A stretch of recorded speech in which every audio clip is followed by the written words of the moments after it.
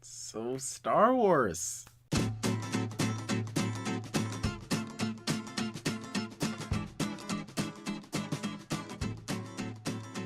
So, I wasn't actually going to make this video, because I was trying to create a brand, and Star Wars didn't really fit into that.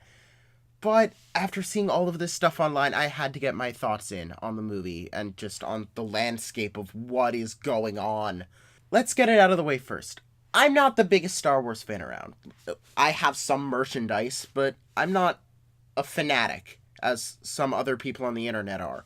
I like the original trilogy, love Empire, not as big of a fan of Jedi, but I quite enjoy those movies. But I didn't grow up with them like a lot of other people did. Have no emotional attachment to the prequels whatsoever. Didn't really like 7. Liked Rogue One well enough, but didn't absolutely love it. And then this movie happened. So my expectations were decently high, because Rian Johnson, love Looper. Haven't seen Brick yet. Definitely will when I get the chance. But he was the main reason I was excited about this, and all of the faith that Disney had shown that they had in this movie. Then it comes out, I saw it, have my opinion on it, and the internet goes crazy. I don't care if you liked or didn't like this movie.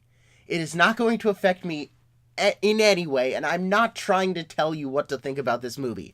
I feel like that's something you have to say on the internet nowadays about movies, especially Star Wars, which is very depressing. Having a woman in the lead does not make a movie anti-men, just like having a man at the center of the original Star Wars movies did not make that movie anti-women. Well, there were some other things that had some sexist undertones to it, but it was not the fact that Luke was the main character.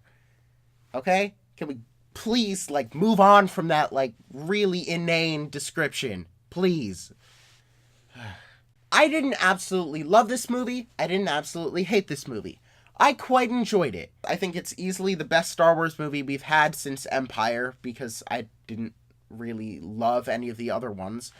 But I think overall, there are a lot of great moments and a lot of great elements throughout this movie. Yes, there are some glaring weaknesses, but I think overall it feels pretty cohesive and it feels pretty satisfying to me. Now, the beginning of the movie, yeah, it's very choppy, disjointed, doesn't really flow very well.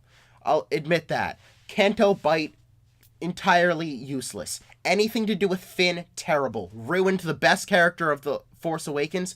Completely ruined the character in this. Love John Boyega. Character was useless and butchered. I also wasn't a huge fan of Laura Dern's character. I thought she got better as it went on, but I think at the beginning her character was pretty, one-dimensional. And also, that scene with Leia at the beginning, you all know what I mean. That scene is terrible.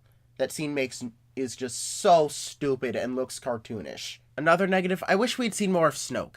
And one of the main negatives that I've been hearing from a lot of people is that Phasma was totally wasted in this movie too. But I didn't really feel that, because the only thing that we've seen from her is a cool costume.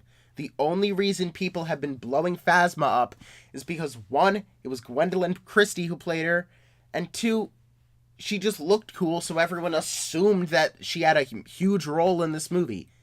But she didn't. She was a minor role that would have been an extra in any other movie, so I didn't care. But other than that, I pretty much loved everything else.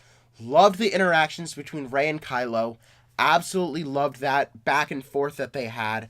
And the characterizations of them, the progressions that they have had, I think easily are some of the best character arcs that any Star Wars movie has ever had.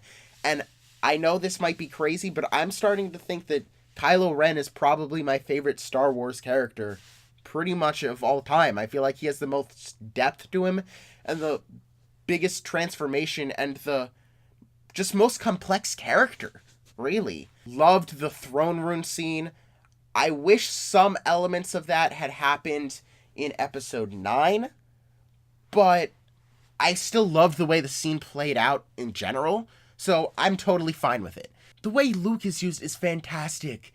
I love the progression that he had, because 30 years had passed. He's going to be a different person, and I love the type of person he was.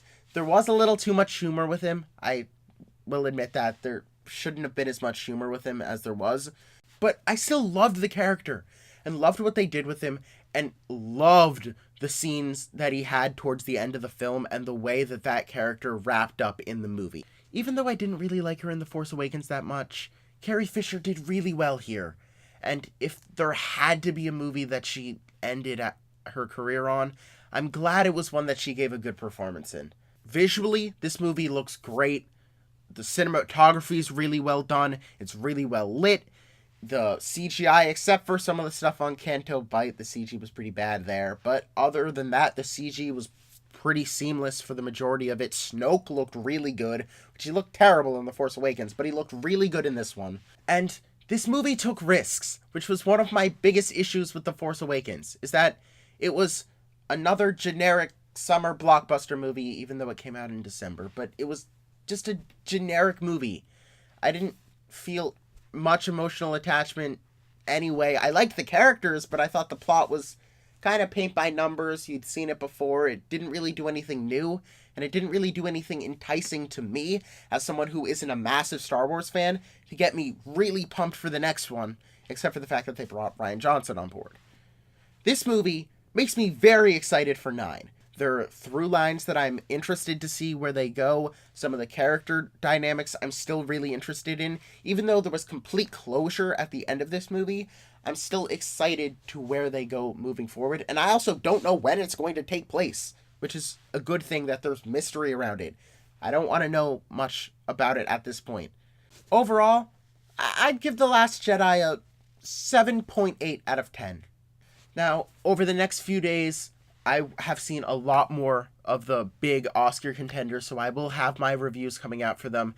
And towards the beginning of next year, I will have my picks and my predictions for all of the major awards categories. So check back at my channel over the next upcoming weeks and drop a like if you liked this video.